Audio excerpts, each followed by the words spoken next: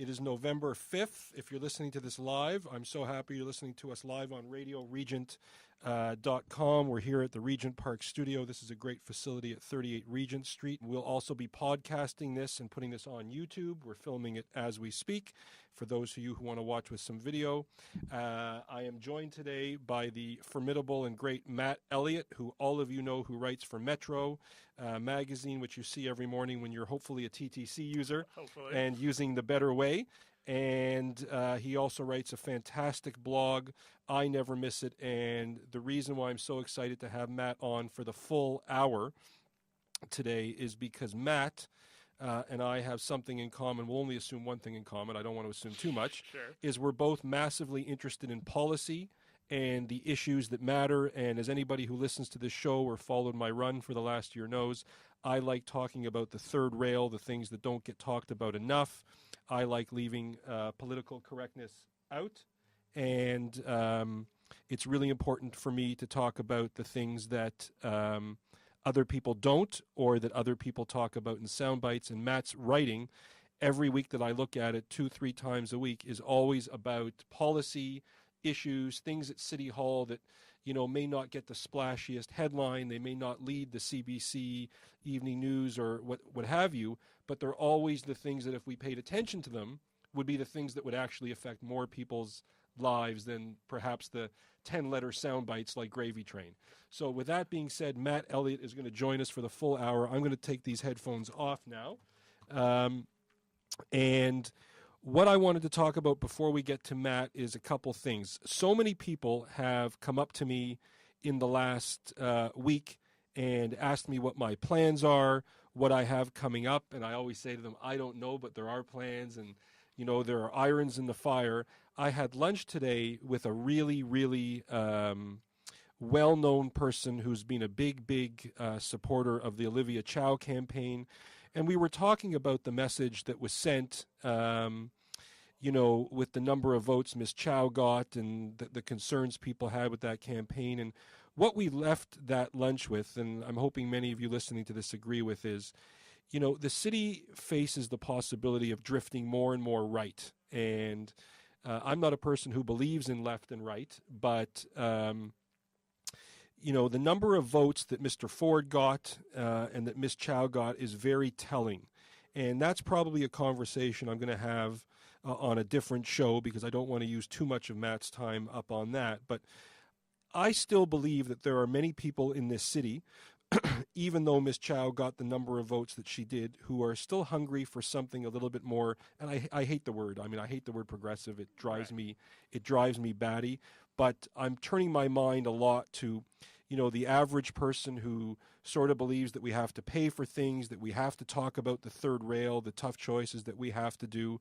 And I'm looking to have that conversation.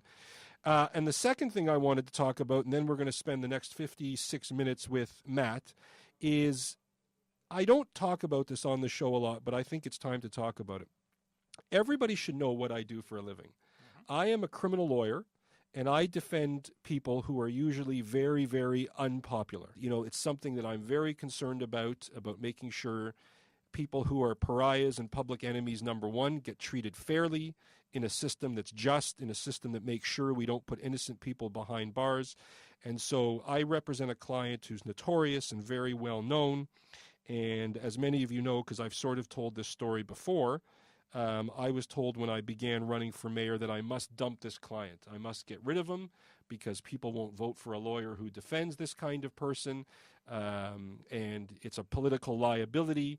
And as many of you know, I said I couldn't care less. I'm not taking that advice. I would no more dump that client than I would dump anybody coming to me who needs help. And the reason I talk about this right now is I see on Twitter right now a discussion led by somebody who I would have higher hopes for, who says, how can we have a mayor who defends criminals or defends people who do really, really horrible things because that person is immoral? And I thought it was a pretty cowardly attack on my character. This is a person who knows me theoretically, can email me, can call me, can say, let's go for lunch, right, and, you know, talk about what you do for a living. And I can explain, you know, it's very easy to defend people who are popular and people who are obviously innocent.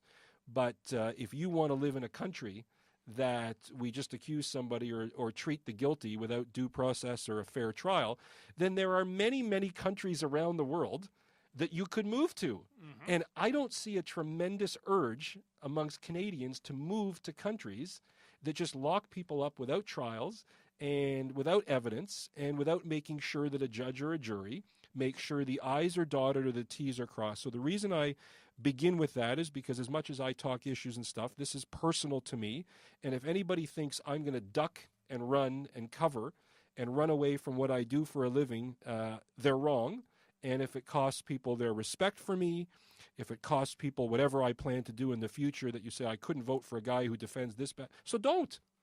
And that's, I think, what makes me me. And so I wanted to address that today because it's something in the news you'll see tonight. And I feel very, very passionately that when you have 100 police officers and 3 crowns all out to get somebody, I don't think it's too much to ask in a civilized society that there's one competent defense lawyer standing there and saying, hey, everybody, chill. Let's just make sure we've got everything right. We make the system work the way it's supposed to work. I appreciate that our system is not perfect, but it's the best one of the worst that I can imagine. Whenever I say to somebody else, come up with a better one, I get a blank stare. So I wanted to say that not only on behalf of what I do, but on behalf of what every defense lawyer does, and for that matter, every honest crown, every honest police officer, because the system doesn't work when people take shortcuts, and my job is to make sure that no shortcuts are taken. So that's the end of my somewhat calm rant. But when I saw it on Twitter today, somebody going, you can't have a mayor that's a criminal lawyer or who defends this subset of criminals, I thought to myself, my goodness, I mean, it's 2014. This is a person who nobody would understand more than this person who's taking these shots, the importance of having defense lawyers make sure that shortcuts aren't taken. I won't go into anything more about it, but I read it, I'm like, you know what? I am going to respond to it, and if people want to give me flack or attack me, let them. I'm fine with it.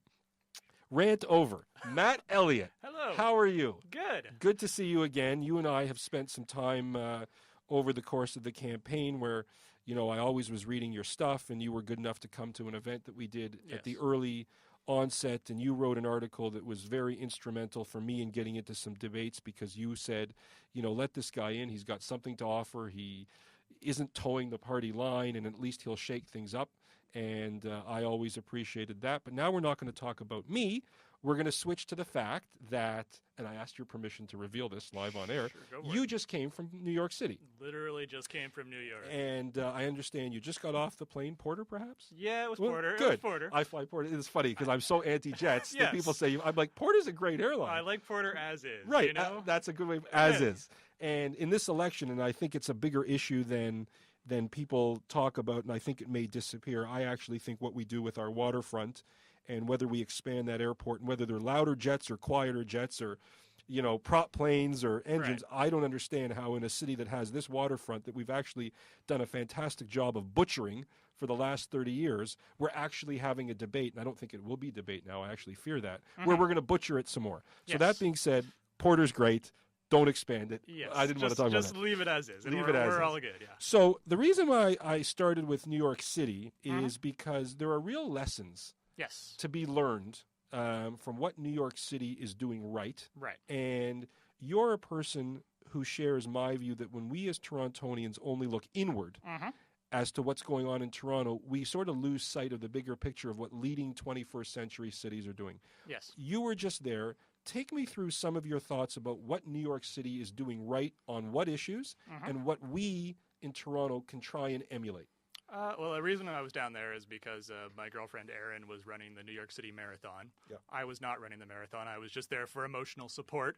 But, I mean, the big thing I wanted to do aside from being there to support her marathon was to actually ride a bike in New York City, which I had never done before. Right. But I wanted to check it out because I've been there 3 or 4 times. When the first time I went there was sort of mid-2000s, and they did not have a whole lot of bike lanes, really, you know? And every time I go back, there seems to be more and more and more and more. And they're like really serious separated bike lanes in a lot of cases with like signals and the whole thing, you know? And so I wanted to give it a shot. So, you know, I did the whole city bike thing, which would be the equivalent to our Bixie or Toronto Bike Share. Yep. And rode around for pretty much all day Tuesday up and down Manhattan. And It was really good. Like, I look at that and I look at how fast they did it, to see that Toronto is so good at finding reasons to draw things out forever and ever and the ever. city of no. Yeah, well, exactly. And not even the city of no, Yeah. but the city of let's just think about it some more. You Right. know, like let's pause and do some more consultation and reports and whatever. Porter. Yeah, exactly. When it's sort of like, just like throw up some planter boxes, Yes. create a bike lane, put the parking on the other side of the bike lane so you actually have some separation, Yep. and call it a day. Like, they're finally starting to do that. But even like look at Richmond and Adelaide. I mean, it's how hard is it to actually put in separated bike lanes on Richmond and Adelaide? Apparently really, really hard, because they still haven't gotten it right in this city, even though it's been going on for months and months and months and months. So for me, this trip was really about actually getting on two wheels, and it's a good way to see a city. I mean, the subway system in Manhattan and New York is fantastic. Everybody talks about transit when they go there, but to me, there is something to the idea of seeing a city from above ground. People talk about, some of the advantages that LRTs and streetcars have over subways, and there is this idea that you actually see the city from the street level, and biking is the same way. You actually, to ride from downtown all the way to Central Park is very different from my past experiences in New York, where it's been like, get in the subway, come up at a random point, get back in the subway, come up somewhere else, and you don't really have the relationship between neighborhoods and places, and you don't get the sense of how everything connects. So for me, it was just, this is something that Toronto could do really easily. It just needs to, we need to get away from this whole idea that we have to plan things to an absurd amount of virtual detail. certainty. Exactly. Yeah. Not everything needs an environmental assessment. Right. Like the environment is important, but a bike lane maybe doesn't need an EA. Yeah, that may be in our interest. Yeah. It's funny you talked about going from downtown to uptown. When I was there, and I love New York, go there all the time.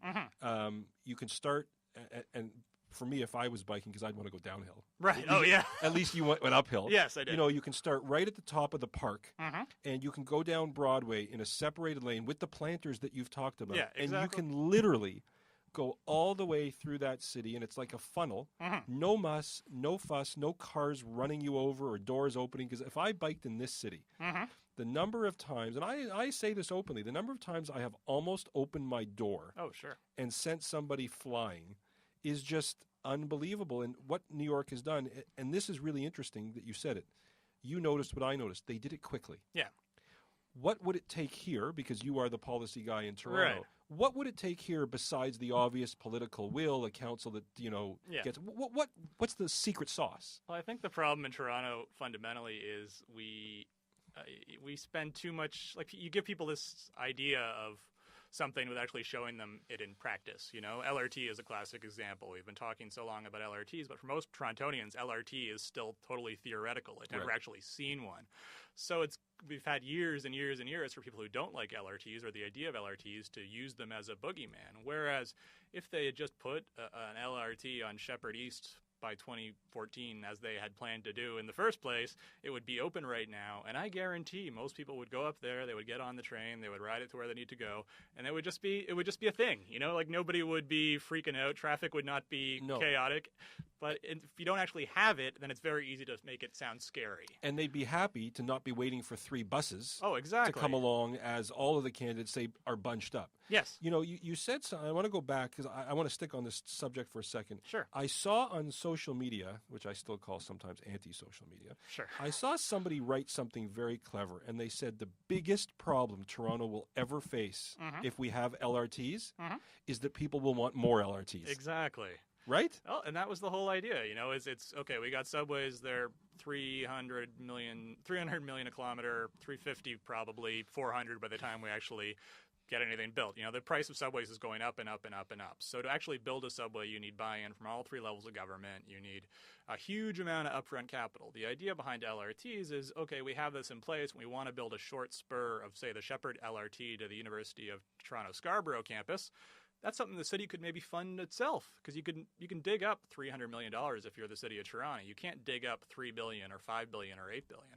But if you're talking hundreds of millions of dollars, then manageable expansion with just the city alone going for it is actually doable, or more doable than it would be if we're talking about the subways, which is the Cadillac option when you're talking about transit. Not to say I'm anti-subway, because I think the most important project we could build is a subway, but it really comes down to this idea that we got to find ways to do things fast and quick, and it's weird because you want to be democratic about it, you want to consult, but at the same time, you want to actually get things in the ground. So on that note then, just to follow that, how big of an issue, if that was what we needed to do to get things built, get things going, is it an issue that we have sort of a weak mayor, strong council system, or is that just an excuse? It's partially just an excuse. I mean, some of it will be the province, for sure, because, ultimately the city doesn't legally exist except, at the whim of the provincial government. Right. So that is, kind of fundamental to understanding why Toronto often can't get things done, because the province is... I find MPPs don't take municipal politics all that seriously in a lot of cases, and there's sort of this, maybe they have good reason to after the last 4 years. They may in some cases, but even then, when municipal government decides to get their stuff together, there's still this idea that they're like this pesky little kid, sort of begging for money and just hassling the parents to give them some cash. And it's not a great way to think about it, because municipal government is the one that actually sort of is on the ground doing the stuff that you actually notice when you walk around. Aside from education and healthcare, I would argue that we encounter municipal government the most in our everyday life. Everything on the street is municipal government for the most part.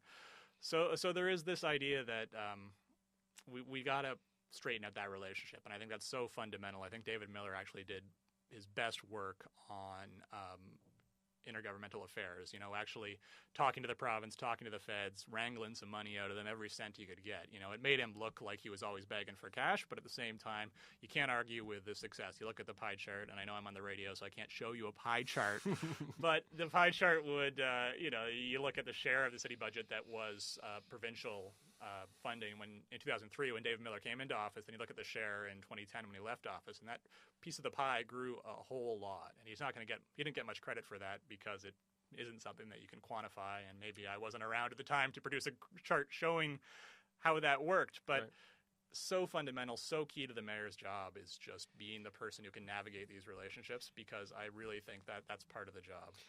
For lack of a better term, let's follow up on that. What I've learned over the last 8 months to a year is that it's often the least sexy subjects that are by far the most important subjects that move the dial on actual people's lives. Yeah. How, in your view, because you cover this and you make what I would say may be the boring stuff interesting. So given what you've just talked about, the intergovernment long-term funding, prying money rather than just saying, I'm going to shame them into giving money, saying this is an approach that works, and I negotiate for a living, so you can never get something from somebody unless they feel it's a win for them. Sure. How, on a going forward basis, if you were sitting with Mr. Tory or a series of leaders, how do you make the non-sexy items that don't get the cover of the Star, that don't get the cover of the Globe, how do you make those resonate stronger in the minds of people who, when they hear Gravy Train, get all excited? Well, I think part of it is this idea, like, I always bristle when somebody says, you want to write about, the operating budget, like nobody cares about that. Right. It's very self-perpetuating. If you believe that nobody cares, then nobody will care. Right. If I care and you care and a handful of us care, then maybe we can inspire another dozen people to care.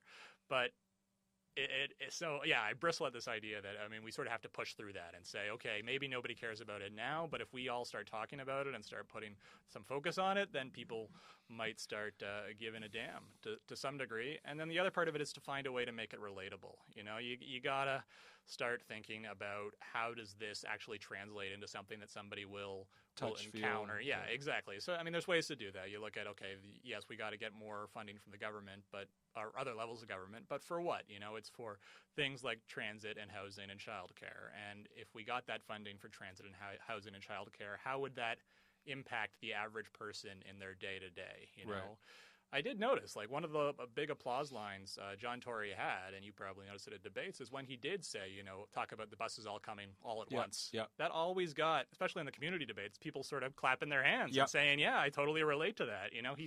He's captured something there, though it's an average, everyday frustration. I don't think he offered a solution, unfortunately, but if you can find a problem like that, zero in on the solution, and it happens to involve, getting more money in a really concrete way, then I think it will resonate more with people.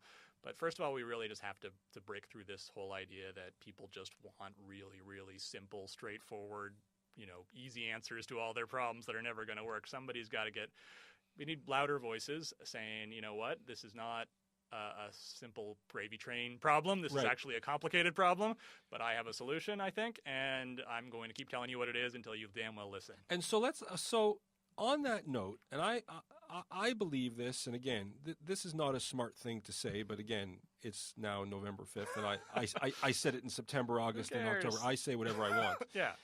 There's a part of me that says, and people can disagree, and fine, disagree. Sure. When people only get attracted in an informational age, this is an informational age, whether you live in any part of the city, because I've heard people excuse people who voted for the Fords in certain areas by saying they don't have access to information. Right. I'm not prepared to accept that. They have a cell phone. I have a cell phone. You can go on the star.com.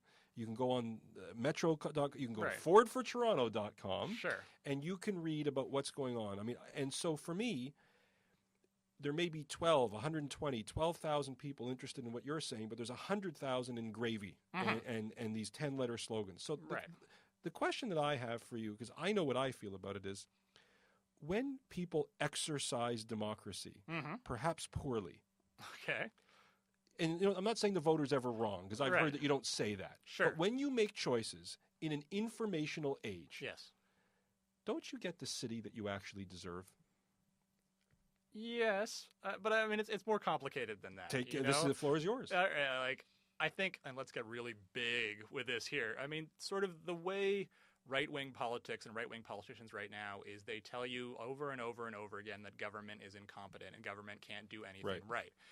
And then when they get in office, all they have to do is sort of prove that and say, yeah, we're incompetent. We can't do anything right. So we're just going to start making ourselves smaller and smaller and smaller and smaller. We're going to start cutting programs and giving the taxpayers money back. And so, they can manage their own money. And it's a very, very simple and concise message. It is government is terrible. Yes. We're going to run the government and it's continued to be terrible. We're going to make it less expensive for you. So people are like, all right, I guess that makes sense. That's really interesting. They've been hammering this for decades. And it's like a poison. Yeah, and the left, the progressives, whatever you want to call them, they don't have an equivalent. They don't have a really simple narrative like that, which, I've heard Kathleen Wynne talk about it, this whole idea that I believe government can be a force for good, which is a pretty good line, but people aren't really buying it, because you look at, the avalanche of right-wing radio is all about government is incompetent. You saw it in The Sun this week. I haven't caught up on all the news yet.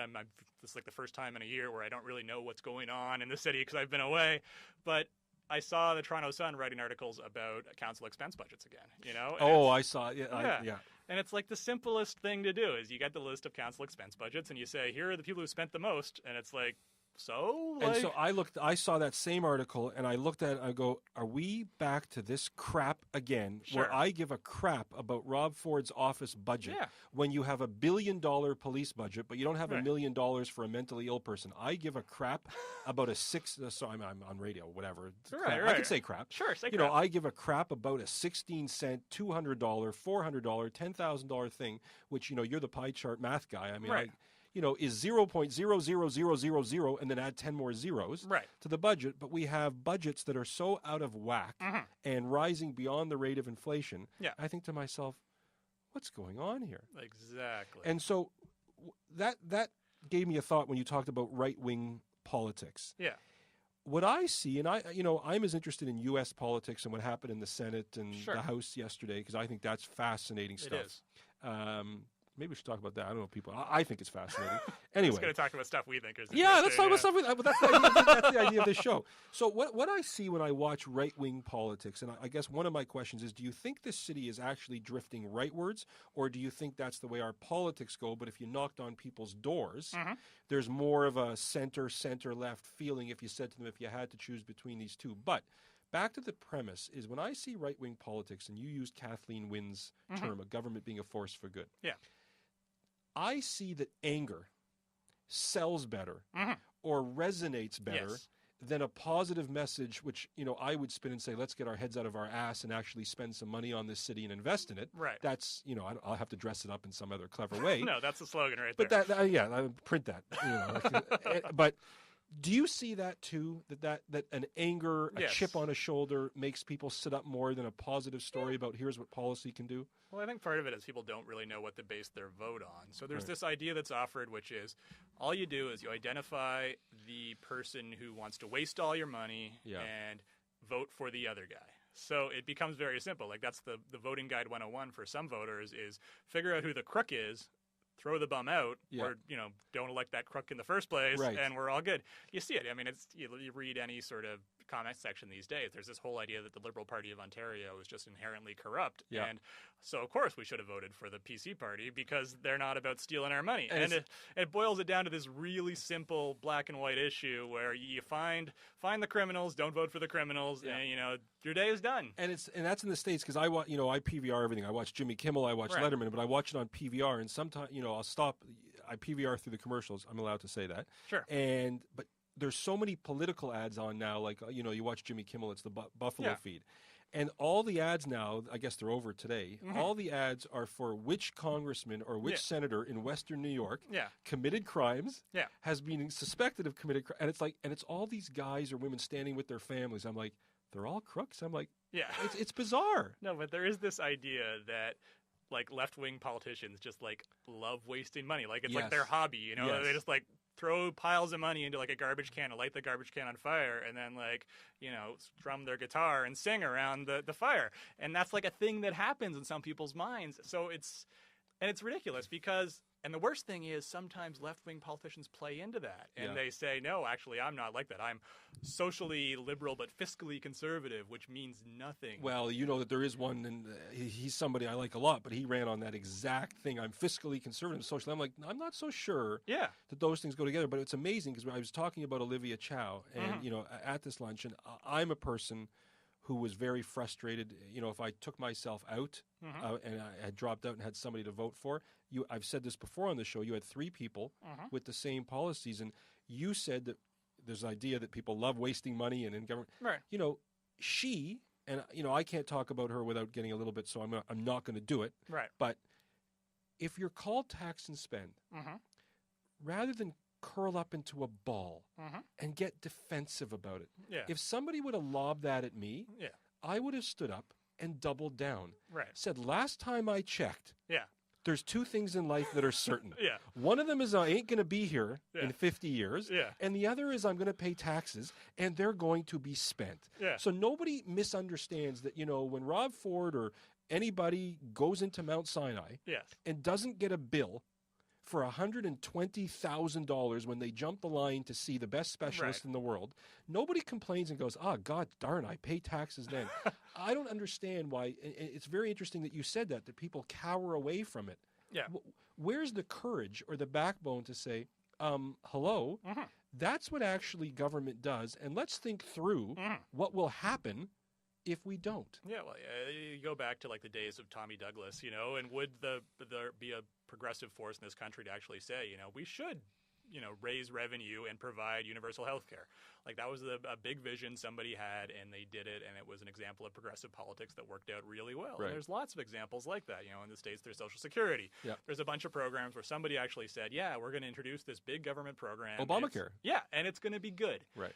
But in Canada, for whatever reason, there is this feeling that the left-wing parties just can't do that, because if you do that, you're going to lose the center. And I think, they haven't had much success with that strategy, so I'm sort of feeling like maybe try something different. But this is where I'm getting at. And this was the premise of my lunch today, which was saying, look, she got a miserable, embarrassing amount of votes. Yes. But it's not because people don't believe in that vision. It was the candidate. I know nobody will ever hold her accountable for that campaign. I know it's sacrilege. I know it's not allowed to be said in prime time in public. But, it wasn't the ideas of moving left or being progressive. It was that a message didn't resonate. And we were talking about the states. The Obamacare thing, and I assume people listening to this, there's a governor in Texas named Rick Perry.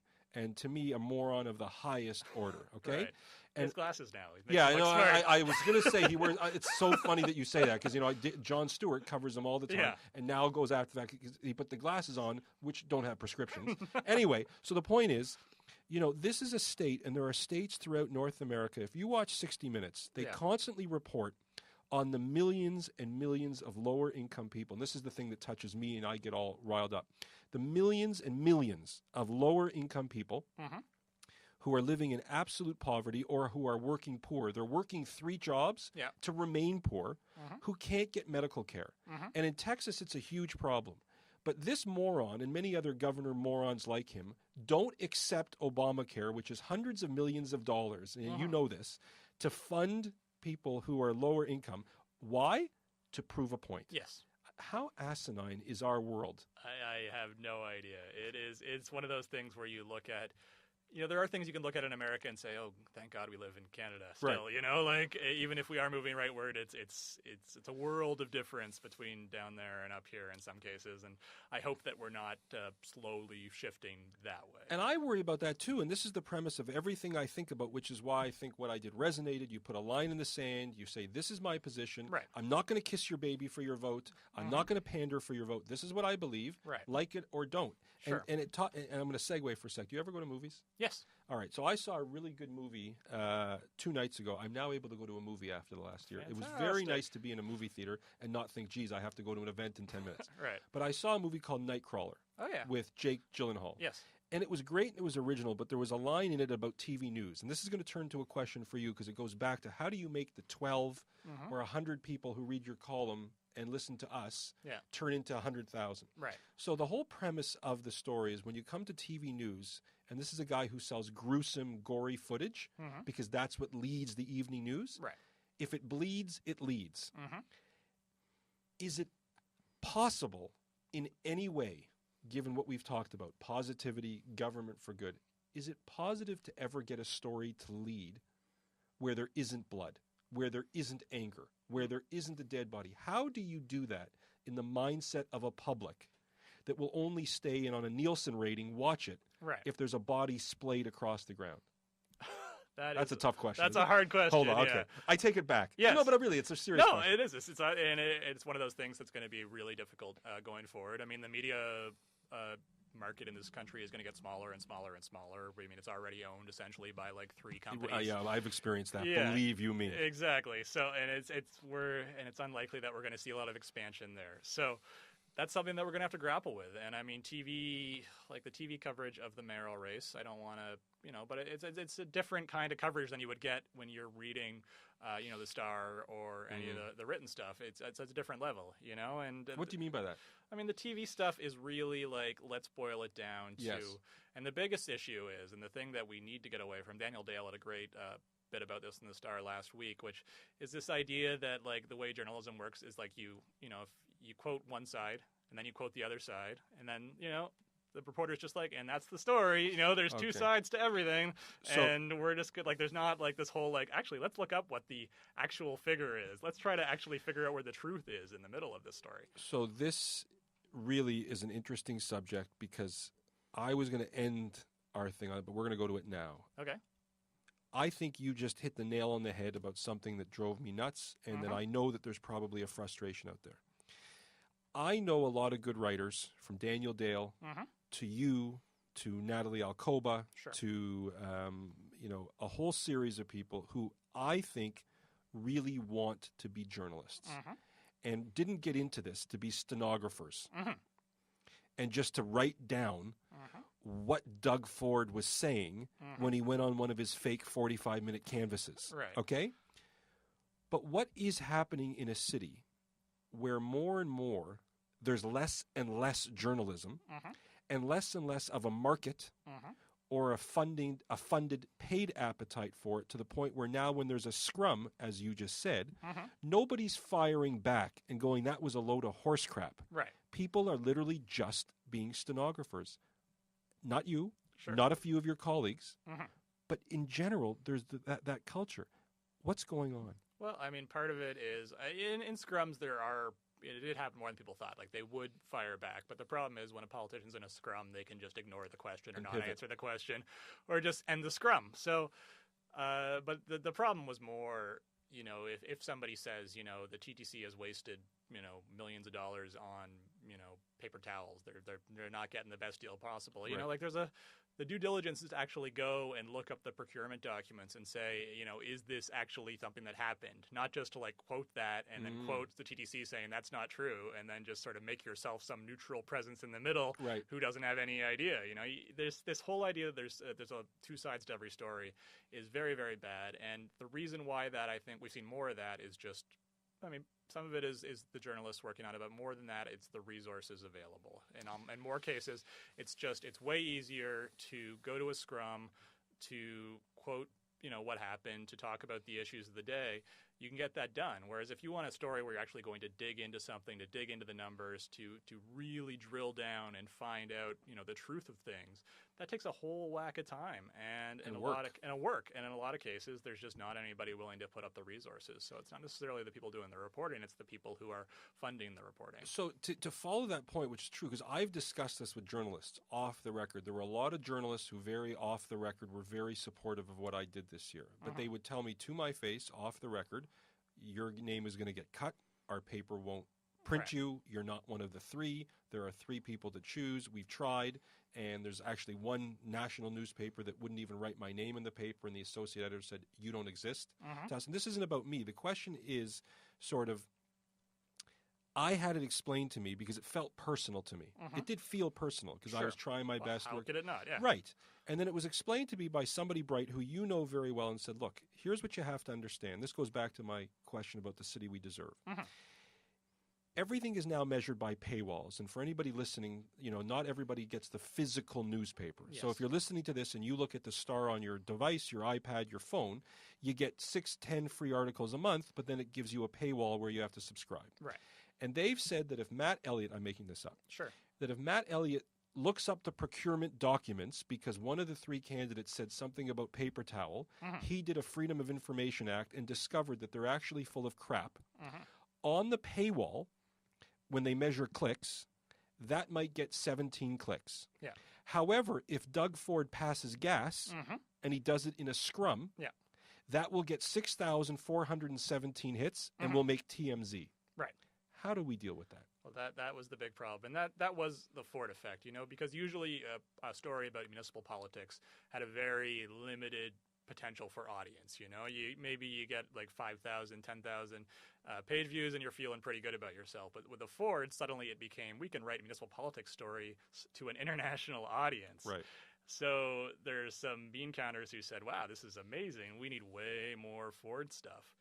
And and ultimately that it's a business. It's capitalism. It's this idea that if I write a story about a procurement scandal, it's not going to be as exciting about a story about Rob Ford, going to California, or Rob Ford going to rehab, or Rob Ford saving Christmas, or Rob Ford doing whatever. So that we could have added 100 of those, but I'm trying to self-control myself. Exactly. So it really became a question of where's the money, and the downside of everything being online now is that it's very easy to get instant metrics as to what's performing well away. So there's this pressure that I think a lot of writers feel because, for whatever reason, if it's not from an editor, you just feel it inherently that you want to write things that go viral, where suddenly they're being shared all over social media, you're really tapping into something.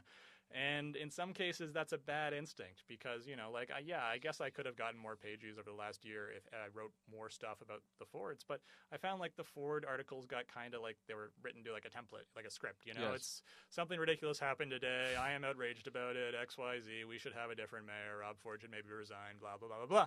And I wrote a few of those, but eventually it's kind of I've said all I can say about this, it's getting pretty repetitive and we really need to start talking about something else. So. And we started the show talking about New York. I buy the Sunday New York Times, not because I can always get through it, because it would take 3 weeks. Don't do the crossword. But I believe that when you support that and actually go into your pocket, if you're not going to pay for journalism that digs deeper and all, that's the reason I buy it. Sometimes I can't get through it. It's I just can't find the 12 hours in a day, but I feel like if I don't support Nick Kristof and these writers, their jobs disappear. Sure. And so I think you vote with your wallet. So you said an interesting phrase, and let's go back to the Matt Elliott area of specialty. Okay. You said, where's the money? Right. As applied to this. Let's talk about the money in Toronto for a minute. Okay. I spent a lot of time in this campaign, and, as I said, people know what I do for a living. I negotiate, and I don't think you can ever successfully negotiate when you go to somebody empty-handed. Right. So this is going to be a wind-up to something that I want you to take me through, because I believe strongly in this, but, maybe others don't. You have a mayor now who deserves a chance, and I think he's a good man and deserves a chance to do what he needs to do. Sure. But the whole premise of the campaign was, I'm going to go to Kathleen Wynne and Stephen Harper, and I'm going to shame them into writing a check. Yes. And I think that was the word that was used. And, I understand politics is involved. I understand all of that. I get it. But if I were Kathleen Wynne, who apparently is very close to him, so I guess maybe I'm off on this, and, hallelujah wouldn't have been said if I, that's a strong word. Sure. And Stephen Harper, if I were them, I would say, you're coming to us demanding more money, and you're saying that the citizens of your city aren't going to put up one more red cent, and you're going to pay 1.6% extra in tax for the next 30 years for your Scarborough subway. We gave you the City of Toronto Act. This is a little bit policy wonky, but that's the show. That's the show.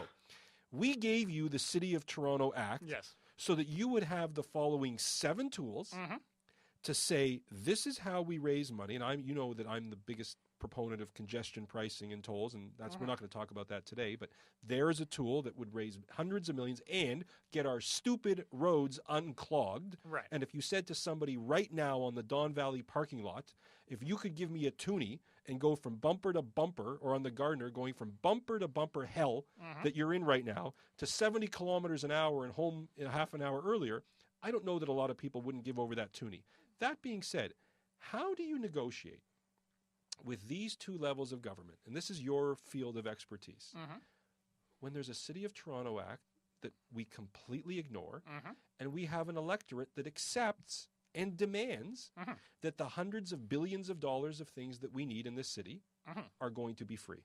Yeah. I wrote a bit about this after last year's ice storm, but that was really crystallized it for me, because after all the damage from the ice storms, all the municipalities in the GTA were saying, we don't have the money to repair all of this. We face a fiscal imbalance, and we need help from the provincial government. And then you had Toronto, which for the last 3 years had been saying, we don't have a revenue problem, we have a spending problem. Right. And we just cut a tax that you gave us the ability to put in because we didn't need it anymore. And we have the lowest property taxes in the GTA. So if I'm the provincial government, I am thinking, why do you need us to give you money again? Right. Like, you aren't taxing to your full potential relative to the rest of the municipalities in the GTA. You keep saying that you guys are wasting money on all kinds of stuff on a daily basis. You talk endlessly about the waste at City Hall, so maybe deal with that, because you apparently know where it is, so find it.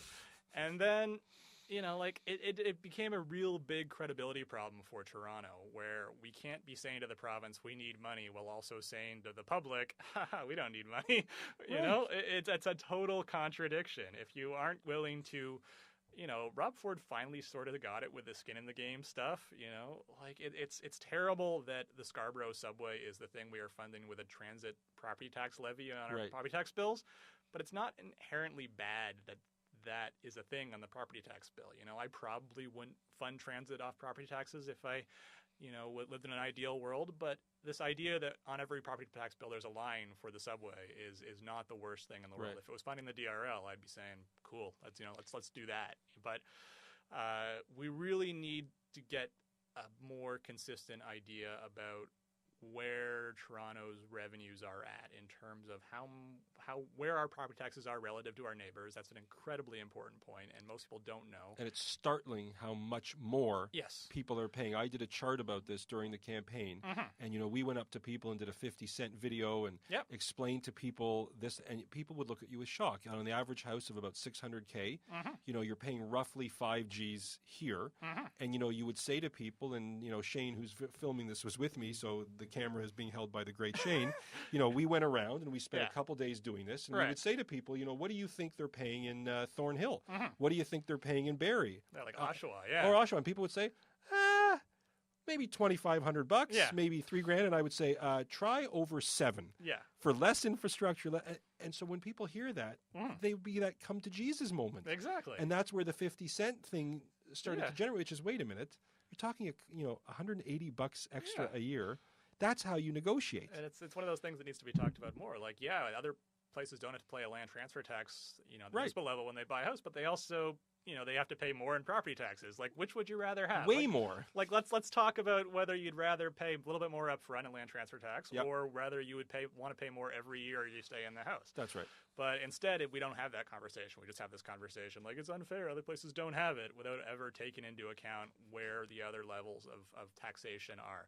So there needs to be more just truth-telling, more reality. Like, this is where the city gets its money. This is where other municipalities get their money. Yes, I think it's a fundamentally unfair system, because property taxes are a terrible way to raise revenue. It's not a great kind of taxation, but at the same time, there does need to be this recognition that Toronto has theoretical property tax room. And if we have things that we need to fund and build, and the province is not going to help us in a way that's fair and equitable, then maybe we have to start looking at that. And it's so interesting that you say that, because I talked about this idea that people have, and I think it's because of crappy, poor, disingenuous. I can't believe I used the Ford term. That was the word of the campaign. Don't worry, I won't say folks. Right. Anyway, disingenuous idea that when we invest and build the stuff that we need that will cost us a little bit more, right, that it's just a drain, that it just goes in. I mean, I don't understand how people, and I think smart people do this, and I think this is one of the reasons I gained a lot of respect. You start building transit all over this city. You start getting great childcare, and people are going to make more money. It's the opposite of a vicious circle. You do this, your life's going to be, and we never measure quality of life. That's something that I don't understand. Yes. Why we never actually quantify, which is, as I just made a joke, there are people sitting on the parking lot right now who are going out of their mind, and somebody very, very funny said, Louis C.K. said, but for the pane of glass that separates people with the road rage, that you would say something that you would never say if your window was down because there's a pane of glass. Sure. People are losing weeks, days, hours. The city loses $6 to $11 billion a year.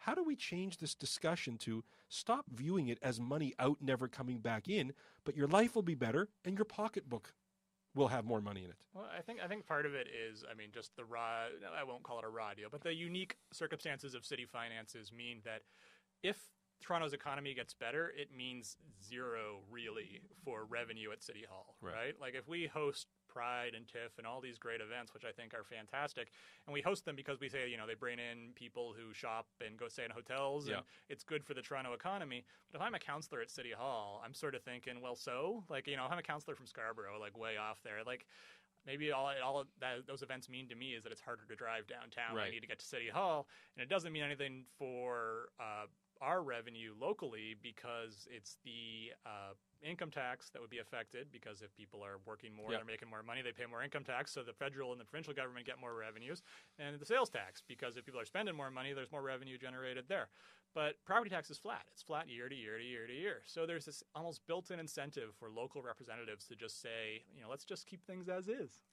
That's why go crazy. Let's just be steady eddies and not be crazy or ambitious, because for us, when we get to budget time, it's really not going to matter if we host, the best whatever in the world, or build this great new tourist attraction, or redevelop the waterfront and bring in all kinds of people.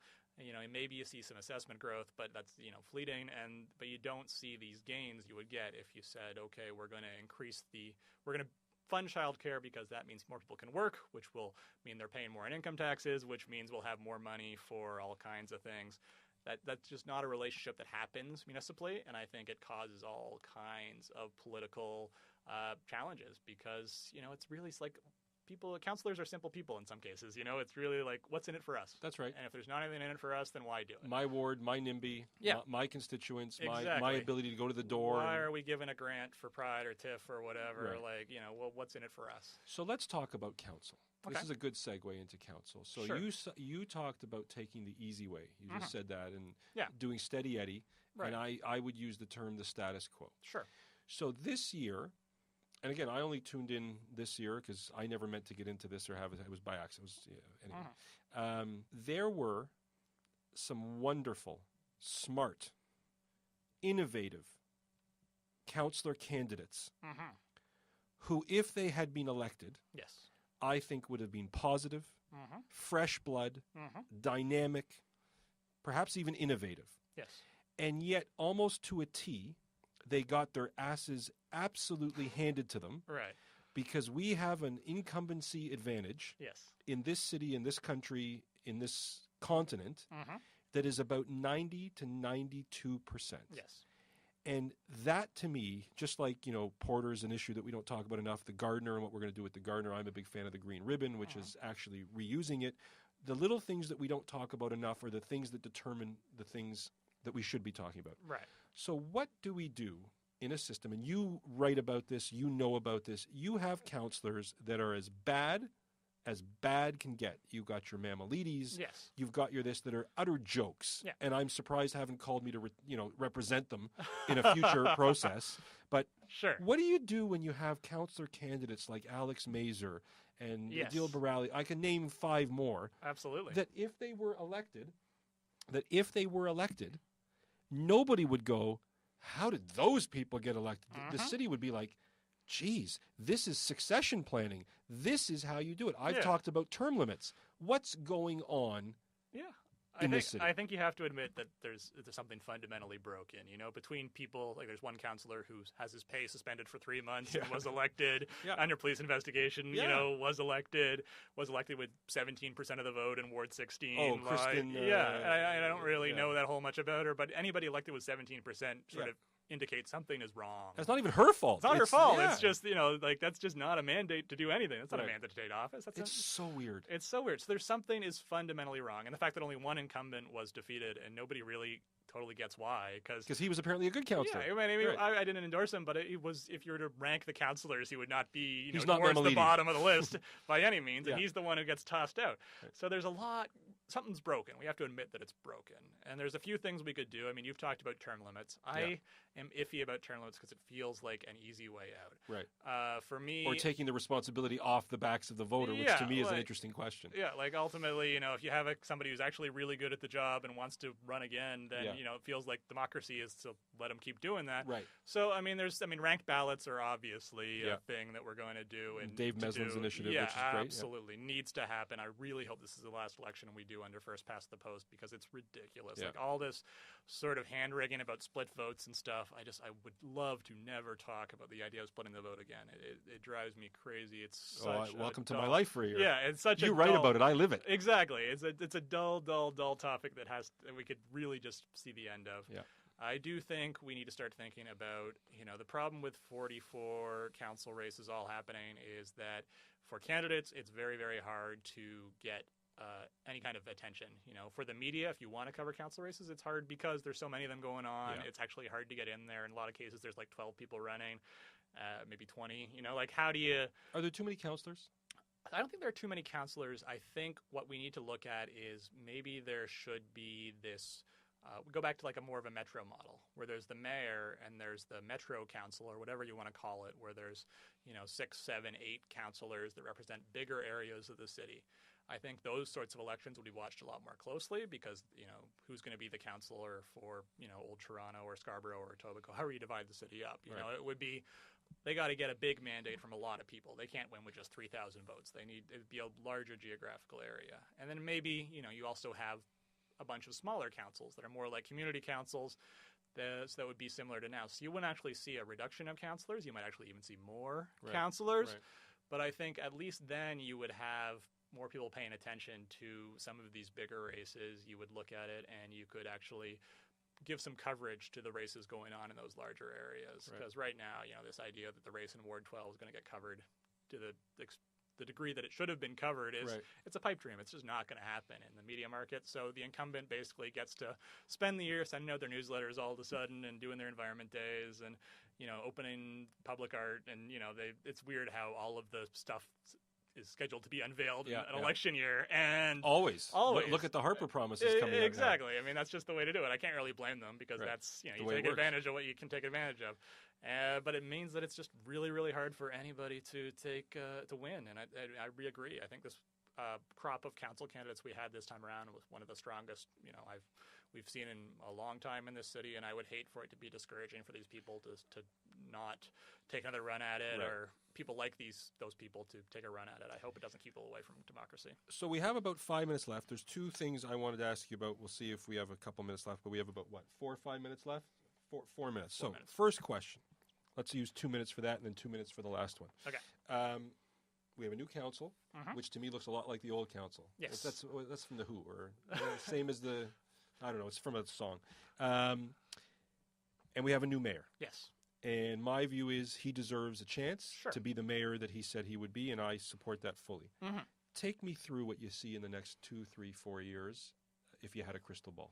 I mean, I don't think it'll be all that different from the broad strokes of the Ford 4 years. It won't go as bad as it did, but you have a honeymoon period where things will be able to get done, and he'll have all sorts of councillors sort of, for lack of a better term, sucking up to him and wanting to get in his good races. So he won't be losing a lot of votes. And I think he'll hold on way longer than Ford. Yeah. Ford did, obviously, because Tory is better at team building and consensus building and isn't as stubborn. But there is, the worry that I have with Tory, and you can see it on stage sometimes at debates and things, is just, he'd sort of have this look on his face like, do I really have to put up with this right now? And municipal politics is a lot of that. It's sitting through like in the chamber 8-hour debates about really tiny issues, like 3-hour debates whether a tree should come down and stuff. And I'm really eager to see how Tory handles that, because that is something that's very unique to municipal government. And yeah, you can argue that is like the full council should not be debating whether a single tree in Etobicoke should be cut down or not. That really should be delegated, but it's going to happen unless he changes it. And I'm just wondering if he has the patience. You need patience. All right. Last question, 1 minute. How'd you get into this? Tell people a little bit about you, how you got to this amazing place where you're known as one of the best and leading writers in the city. I was watching a mayoral debate in 2010, and Rob Ford was asked how he would cut the land transfer tax. And he said, I will cut the land transfer tax by not tearing down the Gardiner. And he confused the capital and operating budget, to put it short. And that just blew my mind. And I thought, I got to follow this. I got to write about this. I started a blog on my own, just linking to stuff I liked. And that snowballed into something that became a gig with Metro. And I don't know where it's going to go next, but we'll see. Well, look, Matt, I am so happy you joined us. We have 30 seconds left. I'm telling you, we could do this for another 2 hours. Sure. My view, and maybe we will. Where can people find your writing? Plug yourself. Metronews.ca. You can find me on the sidebar there. I'm the dude who needs a haircut. And follow me on Twitter at GraphicMatt. It's where I talk about municipal politics and some nerd stuff and post pie charts and things as well. So look for me there. But metronews.ca for all the latest from me. Thank you, everybody, for listening. Thank you for watching. Thank you for downloading or listening live. This has been The Truth with Ari Goldkind. Matt Elliott, so great to have you. Really thank you for coming in today. No problem. It was awesome. Thank you. Thank you.